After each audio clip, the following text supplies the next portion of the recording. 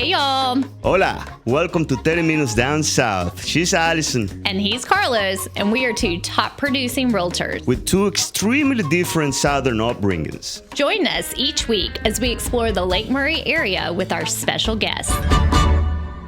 Welcome, Allison. Hey, Carlos. Happy New Year. Happy New Year 2024 to you and to everybody that is listening. You thought that 2023 was the end of us, and you're not gonna listen to us or have to watch us anymore. Well, you were grown. Here we are. We made it. We made it to 2024, and we're looking forward to a full year of a lot of stuff. Where are you looking forward in 2024? 2024 is going to be an interesting year. There's a lot happening in the real estate world, the mortgage world, the politic world. Well, I couldn't care less about politics. I'm just saying it's going to be an interesting year. You know, people give a lot of weight to politics, and the truth is, you know, that our day-to-day life, there's a lot of things that happen over there that we can't control. I mean, we had our share of local politicians. Yeah, well, you know, local politicians here, you know, and those are the ones that really matter to us. And those are the ones that we can have a conversation with and express our ideas or take ideas from them. And we're going to have some more of those guests during our year.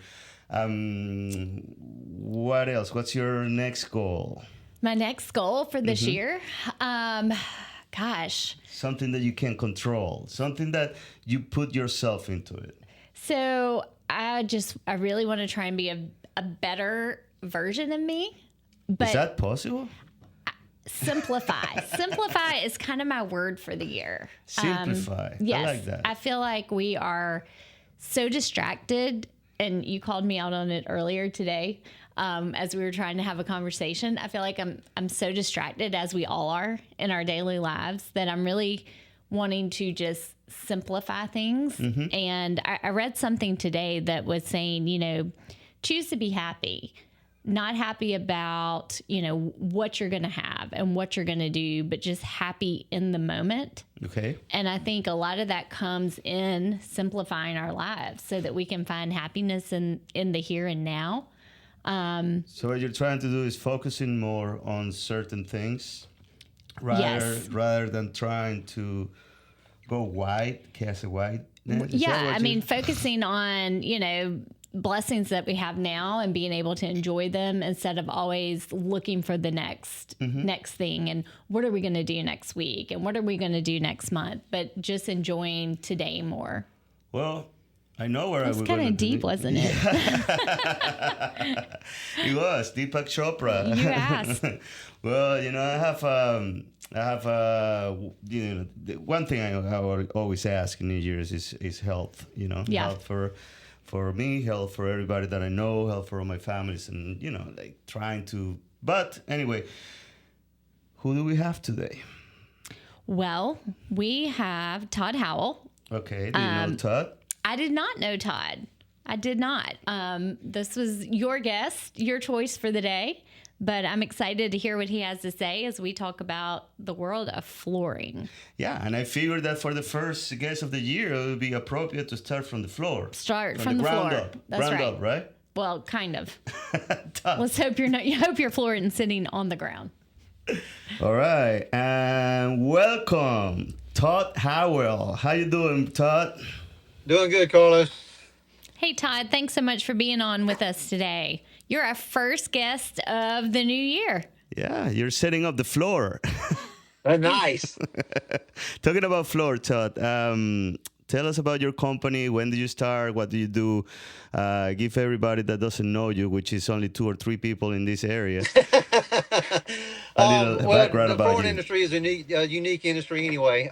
Name is Todd Howell. I'm the owner of Howell Hardwood Flooring. Been in the flooring industry since 1988. Started my business in 2004.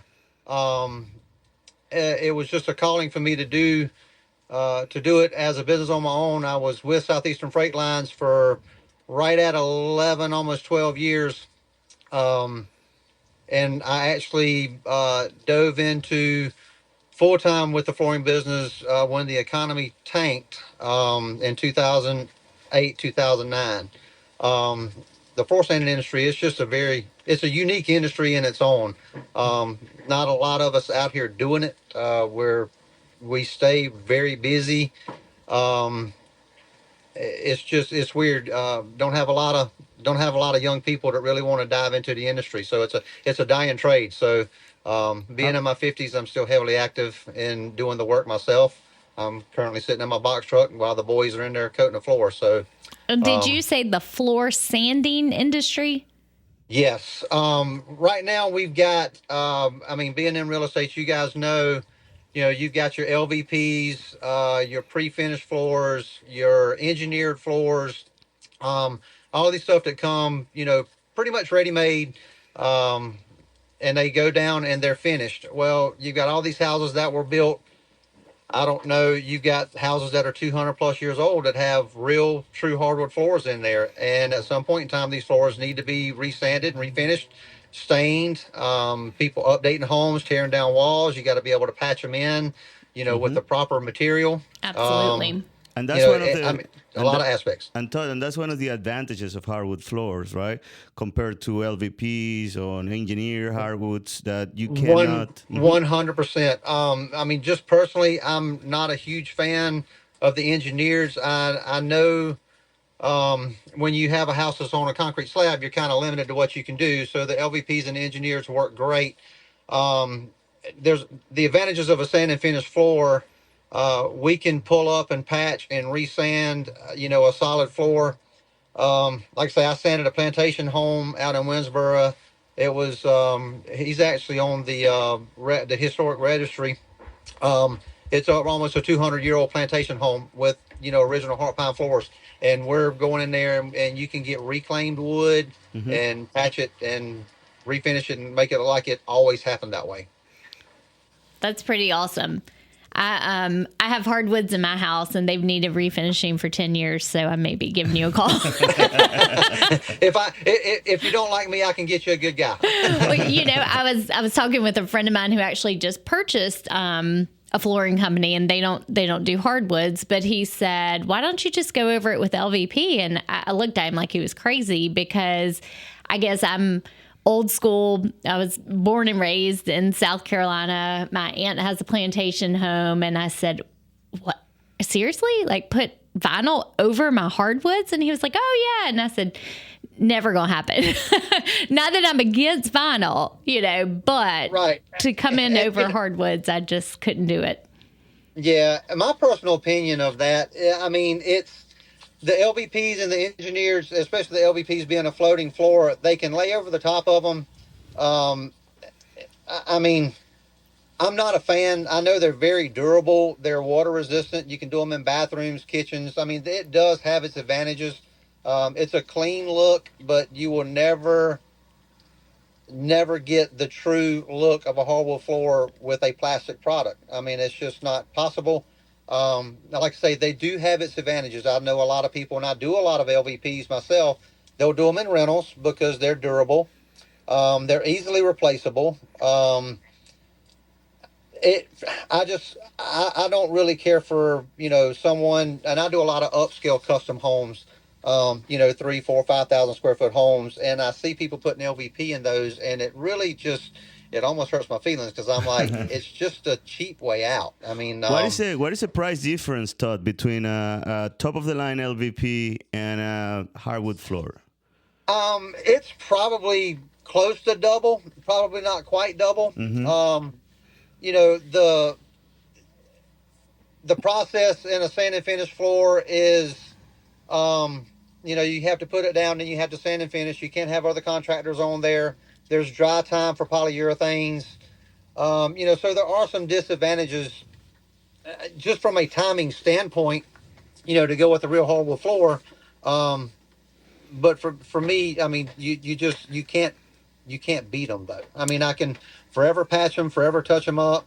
With LVP, if you scratch it or damage it, there's no fixing it. It has to come up and be replaced. So what is the longevity? I know it all depends on, the product. Are you looking at the cheapest product you can go find or top of line? But what would you say longevity of a mid to top grade LVP is?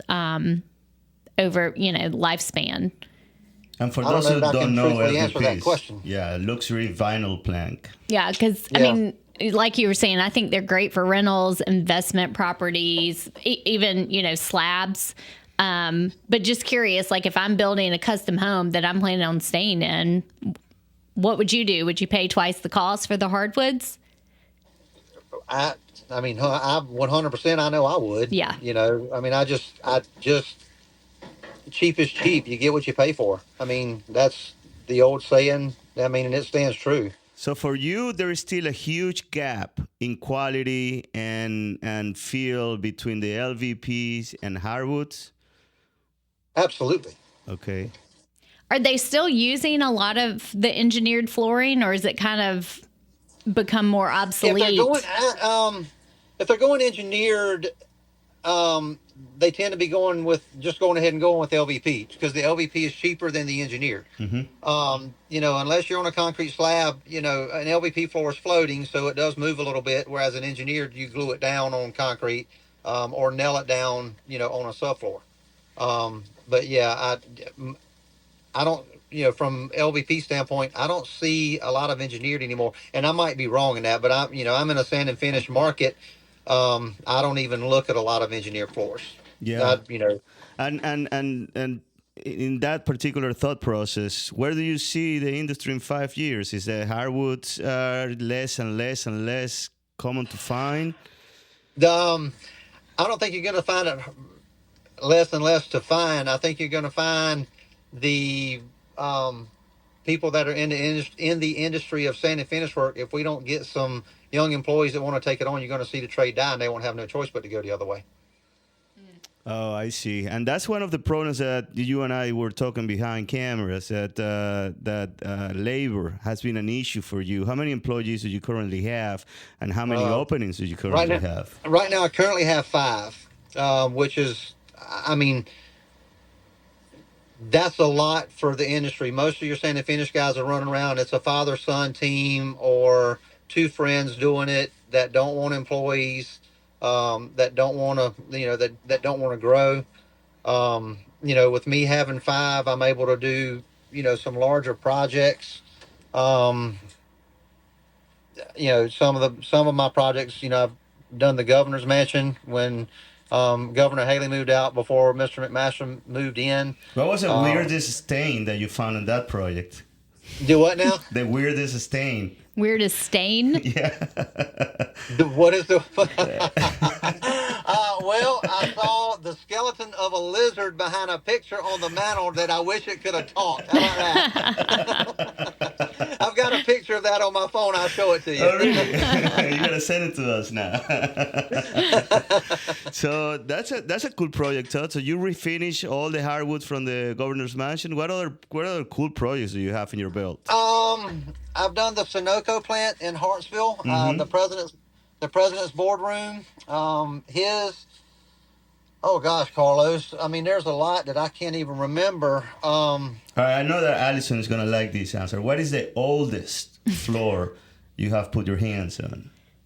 The oldest floor I put my hands on. Mm-hmm. That would be the plantation home that I talked about. Okay. How old? It was 200-year-old heart pine.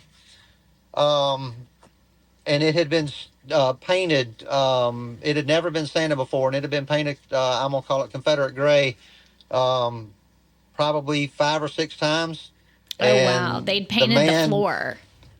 I'm sorry? Go ahead. They had painted the floor. They just painted the floor. And the man wanted to take it back down to true heart pine. He met me at the home show years ago. And to give you an idea, there were probably 4 or 5 pre-finished vendors at the home show. I was the only one set up as a hardwood floor sanding vendor.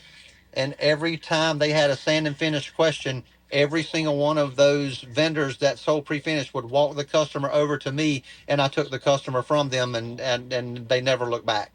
It's just a unique industry, but that was where Mr. Chappell, I'm sorry I said a name, but I won't say his first name. He was walked over to me and was talking to me about his floor, and I was explaining to him, how you sanded and what you needed to do, because in that old plantation home, it was very unlevel. Really cool floor, really cool layout. West London. Sorry, one of my guys just looking at me. I'll see you over in a little bit, Devin. I was telling him how you had to sand over ridges because you can't go in and create, something that's broken underneath the house or settling. And he was just, he said, I don't even have to get a bid from you. When can you come look at it? I want you to do it because you're telling me how to sand my floor. You're telling me how I want my floor sanded before I even tell you how I want my floor sanded. He said, and you're spot on. It's just attention to detail, but it was really cool. And then he's called me back twice. Yeah. They did a big add-on to a master bathroom add-on upstairs and 2 bathrooms downstairs for the bedrooms downstairs. And we actually found some recovered heart pine and matched his floor perfect. And it just that's one of the coolest ones. And they've sent me, my business is all referral. I mean, I don't advertise. My name's nowhere. My number's nowhere. If you know me, you can find it on Facebook or Instagram. Well, it's gonna be now. It's gonna be in our Facebook page and it's gonna be in our social media. Do what? Now it's gonna be with us. Yeah. Now we're gonna share that. But so that qualifies as the most difficult job you ever had, or there is other that you can't remember that you can share. Well, I mean, I'll be honest with you. I mean, the difficult jobs is when you go in, like we're over here now. We're in a rental home that's been 100% neglected with cat urine, pet stains and stuff like that. You sand it. There's dark stains in the floor. The floor is super unlevel. There's patchwork that doesn't match. Those are the more difficult jobs. Just because I'm picky. Of course, I'm entitled to our faults. We mess up all the time. Try to keep it to a minimum. But the sand and finish floor it's an imperfect process, and they will never be perfect. You will always be able to find, stain being unlevel somewhere, or your finish not being completely flowed level because we're putting it on with an 18-inch lamb's wool mop. It's an imperfect, it's an imperfect process done by a person. It's not a factory finish ran through machine where those finishes, are completely smooth. But being picky in an older home is hard because you have to know that the stains are going to be there. The boards are going to be unlevel. It's not a pretty sight, but they want it sand and finished so they can have a tenant in. And it will not be perfect, but you're trying to get that perfection out of the floor. But I think that's part of the beauty of hardwood floors. That's exactly right. They have character. They have character and they have differences. I'm a big fan of the looks of hardwood floors. I gotta say, I'm very happy with LVP myself, just because of the practicality, the price, and if you don't like the color one day, you can just replace it and get a new one. 5 years down the road, 6 years down the road, and still not. But hold on. But when you go with a real hardwood floor, the price of tearing up your LVP and putting down new LVP is twice the price of me just refinishing your floor to give you a different color. Oh, really? Oh, yeah. Oh, now you hit it. Yeah, now you hit a button right there. So you can. Okay, okay, great. I love this because I'm learning something. So you can change, let's say, from a dark yellow to a gray. Absolutely. On hardwood floors? Absolutely. Now, does it depend on the type of wood to be able to do that? For example, really. I have cherry floors, and pine doesn't take stain very well, but you don't see a lot of pine in houses. You see a lot of pine if people want to do want to build a new home to make it look like an older plantation home. They'll buy heart pine to put in that, knowing they want to go natural. Your oaks are what you would put down. That's your most cost effective to put down anyway, and you can stain it. Like 2 interesting homes. One was an interior designer. She wanted her floor white, and it was awesome. We actually went in and just lightly sanded her floor. It was a number 2 grade white oak 4-inch floor, and we didn't sand the floor flat. She wanted the imperfections. She wanted the edges unlevel but no splinters. When they run it through a mill, there's little chatter marks in it from the mill. She wanted those to shine through. So we went in and we stained her floor white. And then after we stained it white, we went back with our palm sanders and palm sanded the whole floor and created a very imperfect, a very unlevel look. And all the chatter marks and all showed back up. All the sanding marks showed back up. I mean, it was an amazing floor. And I mean, at first I hated it, and I mean, I used an expletive in her home, but when we were staying, I said, I'm not going to say it here, but I was like, I hate this with a passion. And the guys laughed because they would go, well, you can tell her because she's standing at the door back there. and she laughed. She goes, I heard that. And I was like, well, I'm just being honest. I don't like it. It's unlevel. It is what it is. And she goes, and she looked, and we went a little further, and she goes, okay, well, I like it. I was like, well, if you like it, then that's all that matters. I'll give you what you want. Yeah. And then the next day she called me. She goes, and now it's about 1,500, 2,000 square feet. And she goes, okay, I don't like it. And I'm like, and she goes, what can we do? So we went in and palm sanded it and created the evenness that you look for in stain, but left the imperfections in the floor, and it turned out extremely cool. Fast forward about 6 months, a friend of hers wanted to do the same thing in the kitchen, and she had her color picked out from Sherwin-Williams, which was Coastal Plains. And she goes, I want that color on my floor and do it like you did the home down in Shandon. And I was like, okay. So I went to Sherwin-Williams, and Minwax has a stain that you can tint like paint, and you have to go. I mean, it's a fickle stain to mess with. It's definitely not for an amateur. But we took the paint code and put it in the Minwax stain, and put the stain color on the floor and sanded it just like we did the one with white, and created a very rustic look with her paint color in a stain format. Nice. You gotta send me some of those pictures. That's when it got neat. Yeah, I'd love to see some pictures of that. You have to send me some of those pictures so we can put it on the YouTube version of this interview so people can take a look at what you're talking, because, you're doing a great job describing it, but I really want to see it. Yeah, and I think when most people think of hardwood floors, they just think of the traditional oak stained floors. The sky's the limit. Again, I've been doing it for years. I love the design part of this. I'm by far not an amateur in it. Been in it for a while. I've got a 20,000+ square foot job in Greenville that's going to start soon. That's going real hardwood that they want. 20,000 square feet of hardwoods? Yes. Damn. It must be a commercial project. What is it? Clearly. It is. They're redoing the Peace Center in Greenville. Okay. And I've done, knowledge is power. It's the old saying of, no, I'm probably not the cheapest person in town. I'm by far not the most expensive person either. I need to lay my head down at night knowing that I give somebody a good product at a good value. But this is not for the faint at heart here. When you start getting into designs and, custom layouts and floors, different colors, the lady that I'm talking about that did the green floor, she had 2 people look at it that tell her that it couldn't be done. And then I was called, and the job in Greenville stemmed from a company that I do work for in town that I did the governor's mansion for.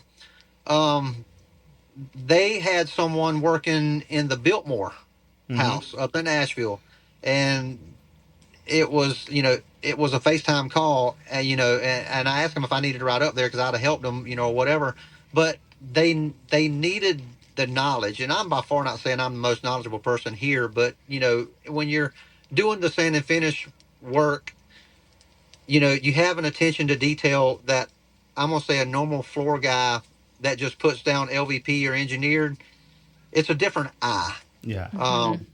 It's just a different market. All of your floor installers that do that, they call themselves floor guys. And they are. I'm not trying to take that away from them. But when somebody asks them about a sand and finish floor, they give them my number.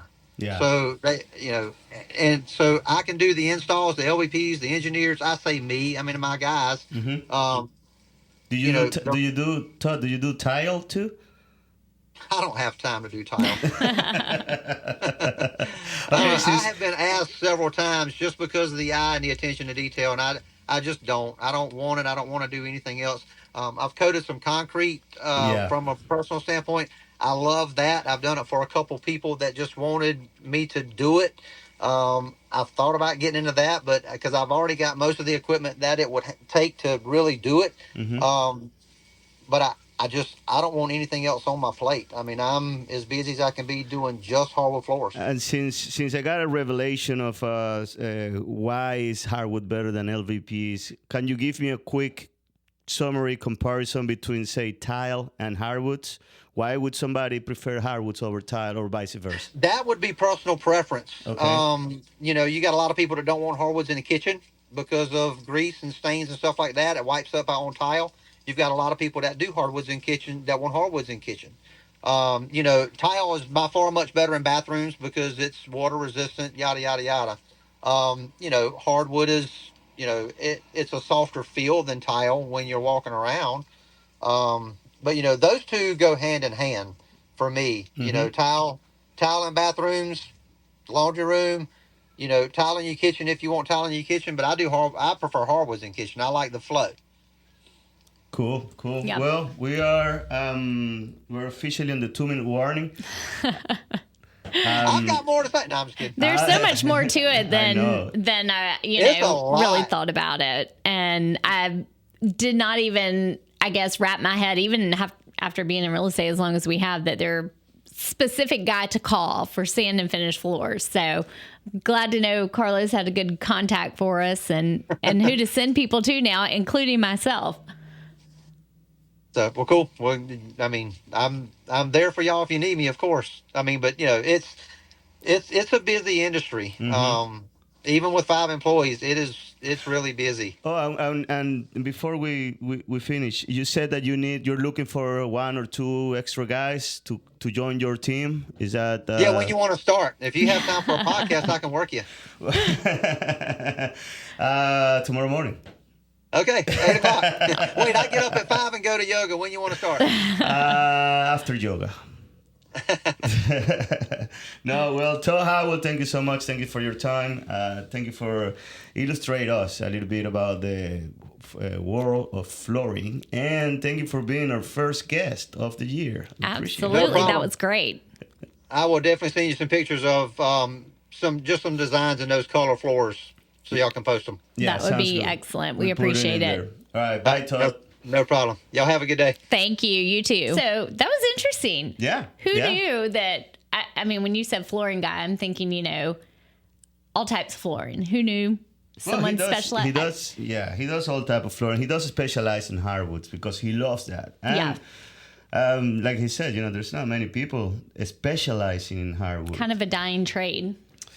Well, with the explosion of these LVPs, and that's where I was trying to get into with him, and trying to explain me and convince me why should people spend double to get a hardwood floors. And I think that he made some really good points. And I think at the end of the day, it's all about preference. Like, where do you want to put your money, and what is your use? I mean, correct. I think, a friend of mine who just built a lake house, they ended up putting LVPs in, and she said, for us it made more sense because we didn't have to worry about kids and dogs tracking in water and the water sitting on the floor and staining and sand and that type of thing. So I think it really does boil down to personal preference. But it was really neat to hear his insight on some of it. I mean, I gotta be honest, I thought that hardwood was a dying element on new construction. I mean, you barely see it in new construction anymore. You know? The rise of LVP in the last 10 years. I mean, since I started real estate, it's noticeable.